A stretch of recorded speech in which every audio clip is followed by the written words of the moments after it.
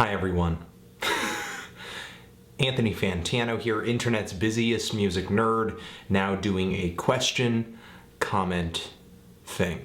A bit of a hip-hop drama occurred this week, and I am not talking about the Pusha T, Drake, Lil Wayne thing. What was interesting is when Lupe Fiasco dropped a new track titled Around My Way. And when the track first hit me, I thought it was a pretty refreshing departure from what Lupe was doing on his last album. And for me, it was kind of nice hearing Lupe Fiasco bring his usual politically charged lyrics over a classy horn phrase, some really crisp drums, and pair them both with a pretty nice hook.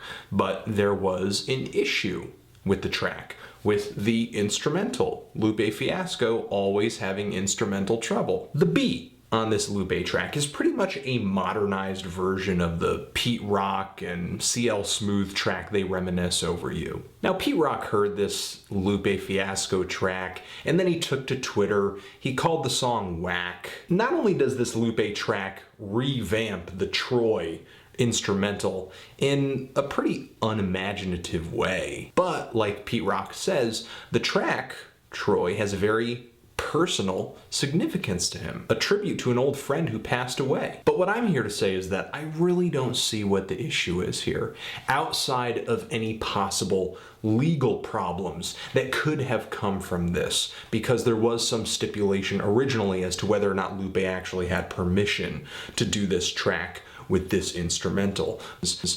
All that BS aside, this is how music moves. Everybody, we're all constantly recontextualizing things we hear and love. Just like T.R.O.Y did when he sampled that Tom Scott song Today for the song T.R.O.Y off of that album The Honeysuckle Breeze. Did T.R.O.Y sample Tom Scott in a much more interesting way than Lupe Fiasco sampled T.R.O.Y? Yes. But Lupe Fiasco is a new, young rapper.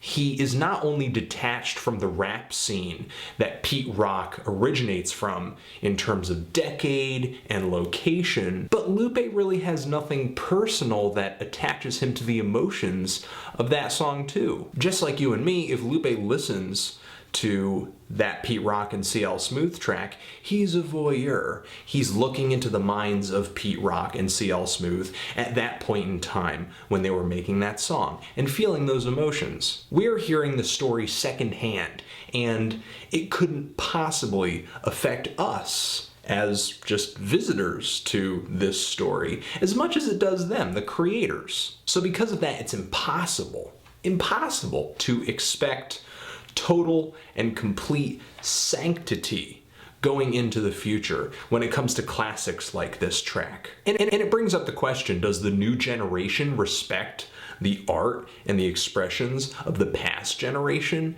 And I would say yes, but the thing is, this new generation is going to define respect by its own terms. They're going to pick the parts of the past they like, they're going to forget the ones that they don't, and they're going to reinterpret a lot of parts of it for themselves as well. So now, mirroring their influences, they're sampling what has influenced them, making the first generation of hip-hop artists sampling victims of the second. Ha ha. And this stuff happens all the time. It happens when Lupe did this song. It happens when Danny Brown says, "Rhyme so real, thought I wrote it in Pac blood." It happens when Heems from Das Racist says, "I'm at the Pizza Hut, I'm at the Taco Bell. The combination made my eyes bleed." And the numerous lyrical references to, "It was all a dream." Do I think all of these references are respectful? Do I think all of these samples, all of these revamps and revisions are tasteful? No.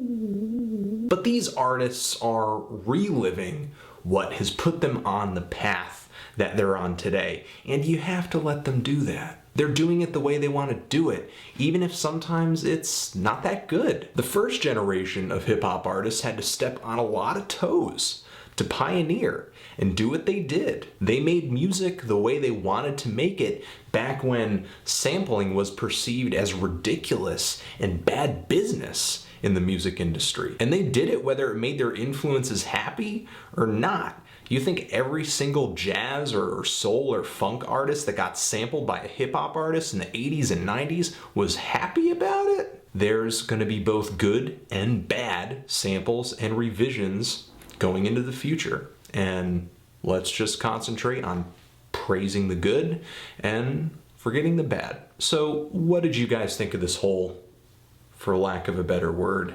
fiasco? Is this just the natural process of doing things, or are there legitimate reasons for anger? Let me know. Thank you for watching. Anthony Fantano, sampling, future, next generation, classics, and the past, forever.